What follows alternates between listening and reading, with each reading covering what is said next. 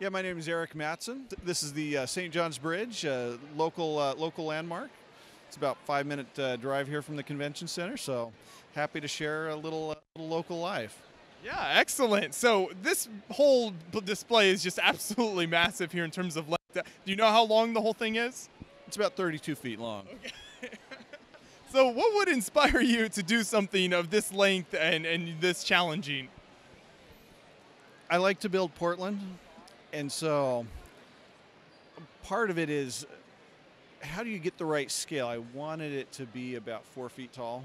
And so based on that, I looked at the original blueprints, and that told me how long it had to be. So, well, very impressive. So maybe we'll just start at this end. You can kind of take us through the main construction process and how this whole thing is held together.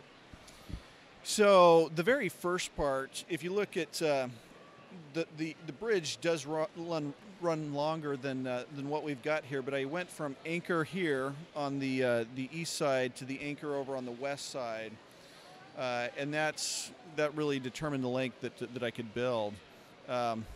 So if you see this cable, I've got 3 sets of high-strength fishing line running through those little telescopes. They go over to the other end where there's about 50 pounds of lead hanging, which puts tension on the bridge. So that was a real challenge to figure, how do you put tension on cable that you can disassemble and reassemble at the con. And so using gravity to put on the tension, that really solved the problem. So as we go from, once with the cables on there, another challenge was putting these side trusses. So the trusses use, these trusses use lift arms, and initially I was looking for sand green lift arms, which don't really exist.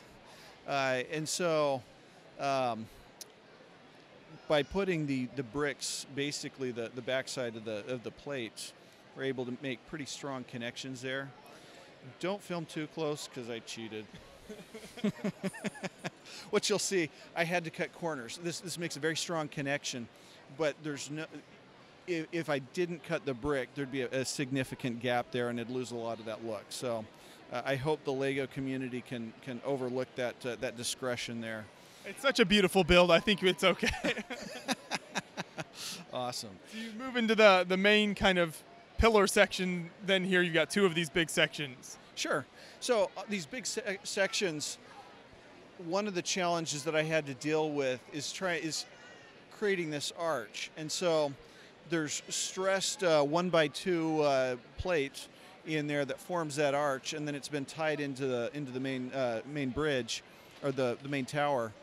I've also got Technic brick running up there to inside, and it's been wrapped with plate. So all stays together pretty nicely. Those are very strong. Yes. Yeah. And then I like your decision here to add like small sections of both the grass and land as well as the water here underneath it. Yeah, at first as I've looked at bridges, one of the challenges is you've got the towers, but it's hard to do the landscaping and do it right. It'd probably be 1 million or more bricks to do this right. And so that was the first challenge, is how do you create that feeling without the budget? Always a struggle for Lego builders. So that was the first challenge. But then as I was looking at it, another challenge was if I did all the landscaping, I feel like it would take away from the bridge.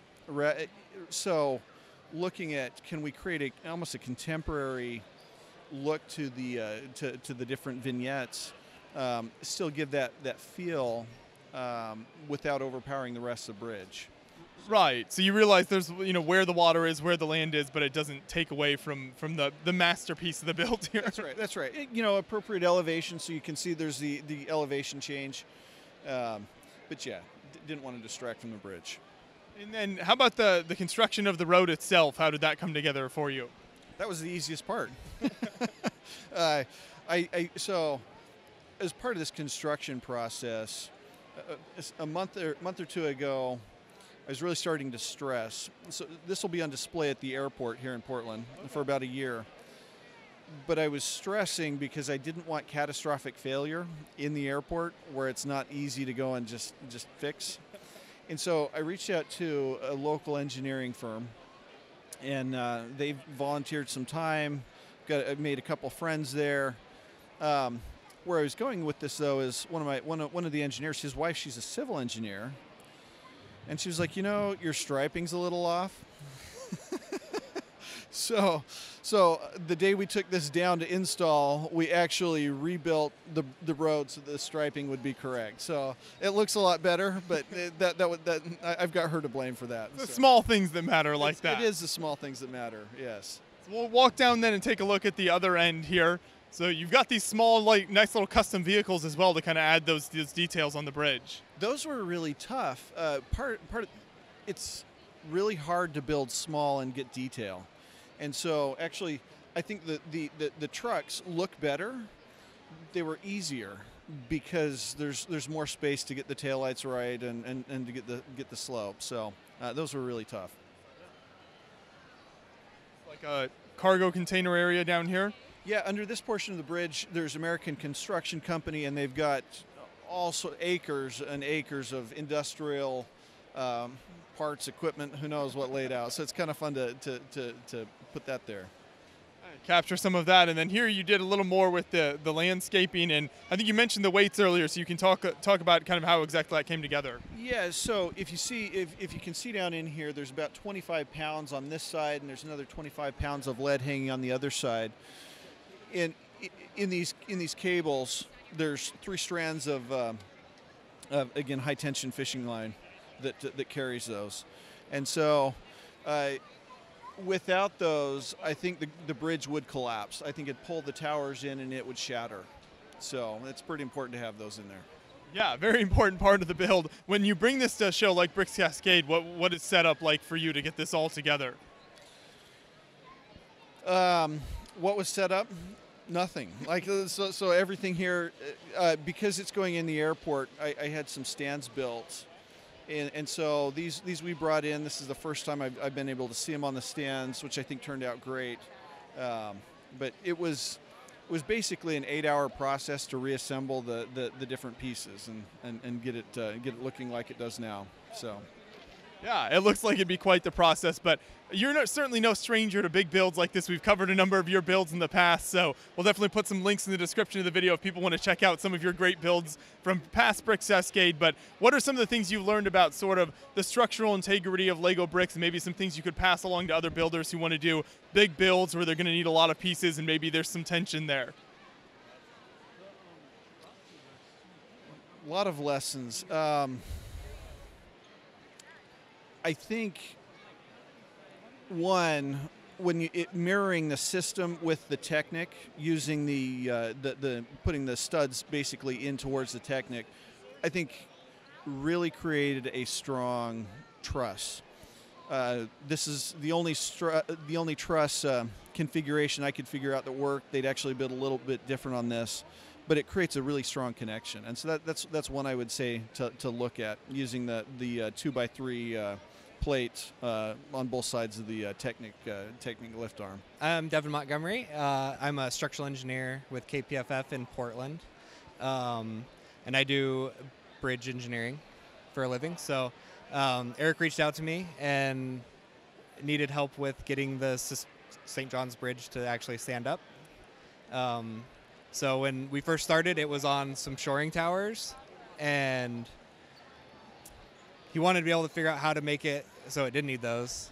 So we kind of just approached it from a suspension bridge as if it's a real suspension bridge.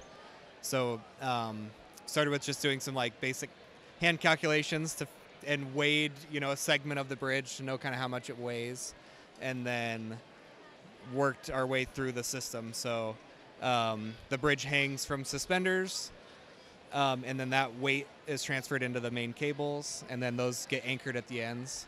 So I just kind of approached it like a normal bridge. So that's interesting. So the whole process then was very similar to when you were working on, say, a real bridge in the Portland area. Oh, yeah. It was the same as if I was doing a regular bridge sign. Probably we, skipped some steps with live loading and earthquakes and wind and everything like that. But And then from there, knowing how much tension we needed to hold in the cables, we found like a high-strength fishing line that could do that job. And so we fed that through the main cables.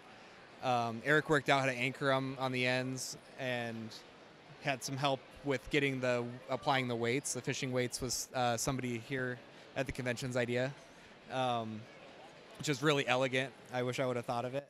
And we did some pull tests on the clips that the suspenders attached to the main cable with, and kind of went from there. And it really, after we kind of developed the system, it was somewhat anticlimactic when we actually did it, because we had the shoring towers, we got everything hooked up, and applied the weights at the end, and the bridge just lifted up off the shoring towers. We would slide them right out, and it ended up being pretty much exactly what we wanted. No big disasters. No big disasters.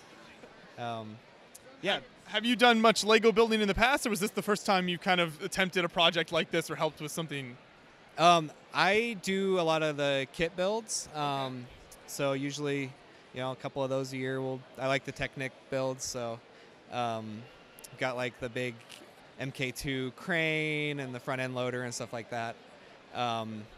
But yeah, haven't really gotten into doing this scale of a build before, or being at one of the conventions, so definitely hooked now. Yeah, some good inspiration. Put your engineering skills to use and really make some impressive Lego models. Maybe we'll see something from you next year. Yeah, I think we're gonna try to. We have the Saturn V rocket, and I think we're gonna try to do the. My wife's she loves Lego, so I think we're gonna try to do the umbilical launch tower for next year. Great. So yeah. Well, thank you for your further insight into the build here. I appreciate it. Yeah, no problem.